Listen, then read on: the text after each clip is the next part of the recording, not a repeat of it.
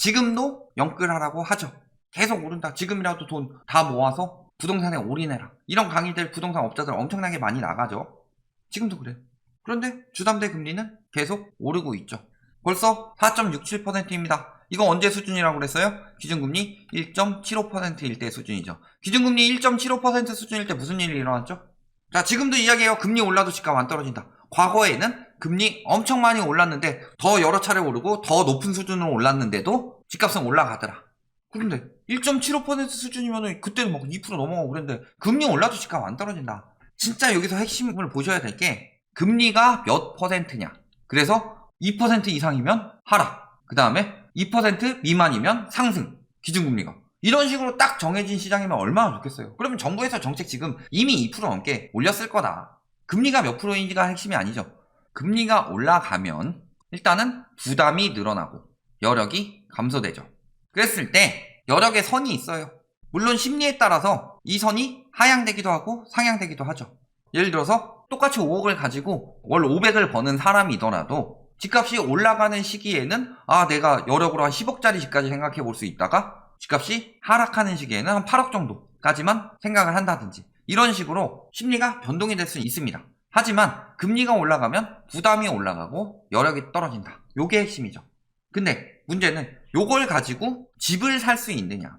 그래서 대출이 많은 상황에서 금리 오르는 거랑 대출이 적은 상황에서 금리 오르는 거랑은 차원이 달라요. 그런데 문제는 뭐예요?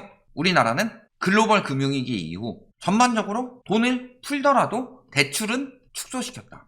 대부분의 나라들이. 그래서 글로벌 금융위기 터지고 나서 GDP 대비 가계부채를 보면은 사실상 이번에 코로나 오기 전까지 대부분 하향 추세였다.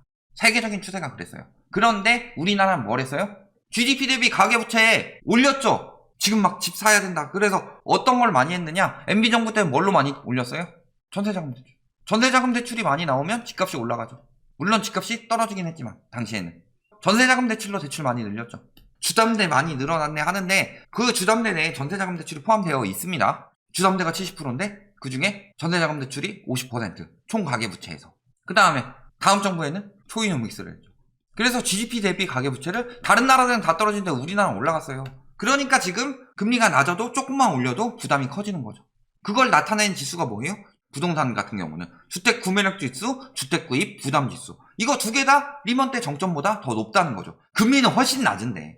근데 기준금리가 이미 1.75% 수준대까지 올라갔죠. 그런데 기준금리 자체를 못 올리고 있을 뿐이지. 그러니까 기준금리가 최소 1.75%대까지는 올라갈 수 있다는 얘기예요. 지금 장기적으로 봤을 때 최소 시중금리가 먼저 반영했기 때문에. 근데 문제는 기준금리를 이렇게 올리면 시중금리 상승 더 압박을 준다는 거죠. 그러니까 2% 이상 올라갈 수 있다는 이야기가 많이 나오는 거다. 지금 국채금리 어떻게 되고 있어요? 기준금리 동결했는데 국채금리 계속 오르고 있죠. 원달러 환율 어때요? 계속 오르고 있죠. 왜 그렇겠어요?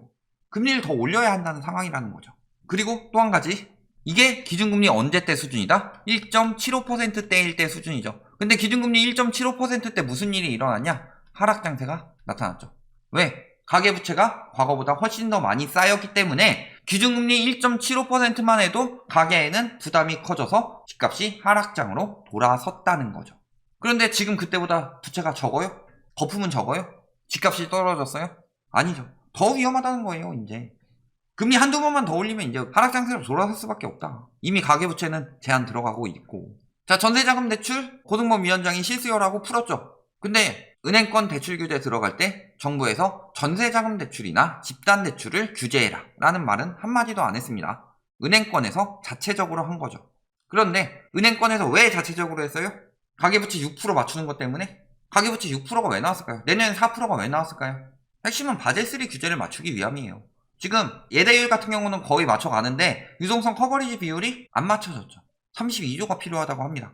그렇기 때문에 은행권에서 9월 앞두고 자동으로 계속 지금 대출 중단 들어간 거예요. 그게 내년 3월까지 미뤄졌죠? 그렇다면 국가에서 전세대출 내주세요 하더라도 은행에서 국가에서 내주라고 했어도 우린 돈이 없다. 은행권 부실 대비해야 된다 하면서 자체적으로 규제 들어갈 가능성은 굉장히 높다는 거예요. 올해 8월처럼. 은행권에서 대출 중단이 정부에서 중단시키는 것처럼 기사가 조장을 하니까 그렇게 된 건데 정부는 본인들이 시키는 거 아니죠. 자체적으로 하고 있는 거예요. 대부분이. 농협 같은 경우에 워낙 많이 내줬으니까 들어간 거고. 그랬을 때 정부에서는 뭐 어쨌든 실수요들 잘못 건드면 큰일 나니까 풀어준다 뭐 이런 이야기 한 건데 핵심은 뭐예요? 은행권 자체에서 규제가 완화된 게 없다. 왜? 바젤3 도입은 세계적이니까. 지금도 우대금리 계속 축소하고 있죠? 그 다음에 신용대출금리 고공행진하고 있죠? 인터넷뱅크 찾았는데 대출금리도 높습니다. 자, 최근에 새롭게 5천억 한도로 나온 토스뱅크 한도 다 썼죠? 수요는 많은데 은행에서 감당할 수 있는 건 한계가 있다. 그러니까 시중금리가 올라가는 거죠. 중학교 교과서에서도 나오는 수요 공급의 논리. 그러면 시중금리가 올라가면은 집을 산 사람들은 안전할까요? 특히 영끌 같은 경우는 주담대만 받았다. 주담대는 뭐 30년, 40년 가는 거니까 그렇다고 칩시다. 주담대도 금리 아무리 고정금리를 받았다고 해도 변동은 당연히 있을 수밖에 없어요. 변동금리는 부담이 더 심해지는 거고 그 다음에 주담대 외에 신용대출 이런 거 받은 사람들 이런 사람들이 진정한 영끌인데 영끌이 왜 위험하냐? 금리 쭉쭉 올라가고 있잖아요. 부담이 훨씬 더 빠르게 늘어난다는 거죠. 자, 그런데도 뭐라 그래요? 영끌 포기 못해 하면서 주택담보대출 역대 세 번째. 자, 저번에도 주담대가 70% 정도 차지했다고 했는데 100% 중에서 70%가 주택 관련 대출인데 그중에 50%가 전세자금 대출이었죠. 그래서 주담대라고 지금 묶어서 나오고 있는데 주담대가 5조 7천억이 늘어났는데 거래량은 개박살이에요. 자, 이 말이 뭐를 증명해주고 있느냐? 니들이 맨날 말하는 현금 부자들이 집을 전혀 안 사고 있다. 예를 들어서 100채의 집을 사는데 50명은 대출 끼고 50명은 대출 안 끼고 샀다면 지금은 거래량이 반토막 났죠. 근데 집값이 올랐다고 대출 증가는 오히려 더 많이 늘어났어요. 그럼 뭐예요? 얘네 현금 부자들 다 안 사고 빚내서 영끌하는 사람들만 사고 있다. 영끌하는 사람들이 초창기에 들어올까요? 막판에 들어올까요? 맨날 여기 와가지고 너네 같은 무주택자들 라이트하우스나 신봉하는 신봉 아니에요. 누가 신봉을 해요? 구독자층 보면 저보다 나이 많으신 분들이 굉장히 많습니다. 그런데 절대 집 안 산다. 집값 떨어져도 안 산다. 그런데 진짜 계획성 있게 사는 사람들이 집값 떨어졌을 때 많이 사고 그래서 내 생애 첫 주택 구입 비율이 리먼 터지고 집값이 떨어지는 시기인 2013년까지 계속 증가하더라. 그러니까 그들이 데이터를 갖고 와도 구라를 치고 있는 거죠. 그리고 영끌들은 막판에 이렇게 물려서 첫 주택은 아니죠. 그리고 박살나는 거고. 그래서 보면은 하락기 때 누가 많이 샀느냐. 하락기 때 다주택자 비중도 늘어나는데 첫 주택 비중도 늘어나요. 이건 무슨 소리예요? 다주택자들은 많이 팔아서 차익 남긴 다음에 그 돈으로 하락기 때 다시 사는 거고 첫 주택은 계획성 있게 사서 스마트 바잉 하니까 하락기 때 사는데 상승기 때 잘못 산 영끌들은 박살나서 리먼 때처럼 박살나서 이 사람들은 갚느라고 사지도 못한다. 진짜 기회 때. 그런데 영끌 부추기고 있죠. 뭐라고 하면서 부추겨요? 외식 한 번 줄이죠. 되게 쉽게 생각합니다. 이자 1% 늘어봤자 몇십만 원 수준이다. 이렇게 산술적으로 될 거면은 말이 안 되죠. 왜 이게 중요하냐? 예를 들어서 1억을 빌릴 수 있는 사람이 있었어요. 그런데 이자가 1%가 올라간다. 그럼 DSR 규제에 걸려서 8천밖에 못 빌릴 수도 있다. 그러면은 신용대출 같은 경우는 연장할 때 무슨 일이 생겨요? 2천만 원을 내가 갚아야 돼요.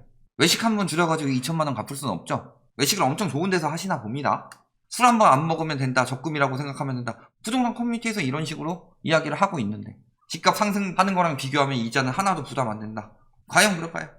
저들 대부분 갭투기꾼들이고 그러니까 사라 라고 조장하는 거지. 쉽게 생각해 봅시다. 왜 부담이 안 돼요? 영끌이라는 거 자체가 생활비 빼고 다 저기 원리금에 갖다 박았는데 생활비에서 외식 한번 줄여야 되는데 생활비 책정할 때 어때요? 외식할 생각을 하고 생활비를 책정을 해요? 진짜 최소로 하지? 경조사비 한번 내기 힘든 사람들이 영끌이다. 이미 하우스 푸어고.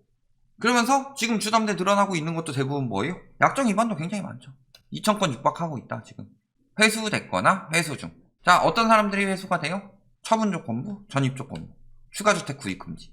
꼼수 써서 받았는데 걸린 거다. 저런 것들도 다 들어가고 있죠. 대출이 안 나와요. 3억 이상 집 사면. 일시적 1가구 2주택 한답시고 해서 예전 같은 경우는 한 2년 묵혔다가 파니까 2주택인데 1주택 혜택 받았으니까. 근데 그것도 6개월로 줄었죠. 이렇게 무리하게 꼼수까지 써서 대출 받아서 무리하게 사고 있는 거다. 그 다음에 1억 넘는 신용대출로 집 사면 안 된다. 지금 회수 들어가고 있죠. 자, 영끌은 이제 끝났습니다. 영끌은 안 돼요. 주택담보대출을 최대한 많이 받는다. 물론 DSR 40%도 영끌은 맞습니다. 그렇지만 예전에 말했던 영끌은 없다. 그리고 핵심은 뭐예요? 경매 늘고 있다는 거죠. 경매 왜 늘어나요? 경매가 나오는 경우는 영끌을 했는데 대출을 갚을 수 있는 상황이 안 된다. 그러니까 아까 어떤 경우가 걸린 거예요? 아니 이자 10만원 올렸는데 어떻게 이게 경매가 나와요? 이자 10만원 올려서 경매 나온 게 아니에요. 은행권에서 유동성을 축소할 때는 대출 연장할 때 회수를 한다. 그래서 1억 2천 빌린 사람은 일단 2천만원 갚아라. 1억밖에 더 안 나온다. 1억 빌린 사람은 2천만원 갚아라. 너 8천만원밖에 안 나온다. 이런 식으로 회수를 하는데 무리해서 샀죠? 그러니까 나오는 거예요. 또 한 가지는 뭐예요? 전세 보증금 못 돌려주다가. 전세 보증금 뭐 임대차 3법 때문에 폭등한다고 구라들 치면서 그거 다 금리 떨어져서 올라간 거죠. 한도는 그대로 뒀는데 금리는 계속 떨어지니까 대출 부담이 적죠. 그러니까 월세 살던 사람들도 이거 원 개손해야 하면서 전세로 갈아타고 수요 늘어나니까 전세 가격 오른 거죠. 그런데 전세 금리 계속 올라가고 있습니다. 임대차법 때문이라고 이야기했죠. 그래서 금리가 올라가는데 임대차법 때문이라고 호가 계속 올리면서 무슨 일들이 벌어졌어요? 매물이 계속 쌓이고 있죠. 그래서 그런 호도로 인해서 집주인이 호가 많이 올려서 좋느냐? 일부는 좋겠죠. 그거야말로 오징어 게임이죠. 호가 올려놓고서 세입자 받은 사람들은 승자, 세입자 못 받은 사람들은 완전 패자죠. 죽는 거예요. 그러니까 경매 나오고 있는 거예요. 아니면 아예 저기 빌라 바지 사장 같은 경우는 전세금 못 돌려주면 바로 경매 내려고 깡통주택 만들어 놓은 거고. 그래서 영끌 터지고 있으니까 경매가 나오고 있다는 거죠. 이게 굉장히 중요한 지표다. 결론 뭐예요? 이자 부담이 하락기 수준이고 문제는 더 저금리 때 받은 사람들이 버티고 있을 뿐인데 이게 얼마나 갈 수 있느냐. 주담대 같은 경우 고정금리로 받아도 금리 변동됩니다. 고정금리라고 무적 아니에요. 그러면 은행이 뭘 믿고 30년씩 40년씩 빌려주냐. 그 다음에 외식 한번 줄이면 된다? 개소리죠. 외식 한번 줄이면 돼요? 그거야 이자만 생각한 거지. 은행권에서는 축소와 동시에 회수를 진행하고 있다. 대출 많이 받아보신 분들은 알 거다. 그리고 이미 경매가 터지고 있다. 여기에 이자 부담이 하락기 수준인데 기준금리가 아직 낮다. 기준금리가 하락기는 1.75%인데 지금은 0.75밖에 안 되죠. 그럼 적어도 1%포인트는 올려야 된다는 거죠. 그런데 기준금리 1%포인트 올리면은 그게 또 시중금리에 어느 정도 반영이 되기 때문에 그보단 더 올려야 된다. 위험해요? 안 위험해요? 그런데 영끌하라고 부추기고 있어요. 책임질 수 있어요? 그렇게 계속 오를 것 같으면은 니들이 한 채 더 사요. 그들한테 팔아치우지 말고. 현금 부자들 안 사고 있습니다. 지금 빚내서 들어가는 영끌들, 그리고 편법 증여 등의 명의분산, 그리고 실거래가 조작, 이 정도가 지금 돌고 있고 하락거래 비중 늘고 있다. 여기까지 알아두시면 기존에 사놓은 영끌들, 물론 영끌 중에서도 있죠. 예전에 금리 높을 때 영끌했기 때문에 지금 금리가 더 올라가더라도 부담 없는 사람들은 버틸 수 있습니다. 그런데 2020년 그리고 2021년 초창기까지 그때 산 사람들은 굉장히 위험해진다. 무리해서 샀기 때문에. 여기까지 말씀드리겠습니다.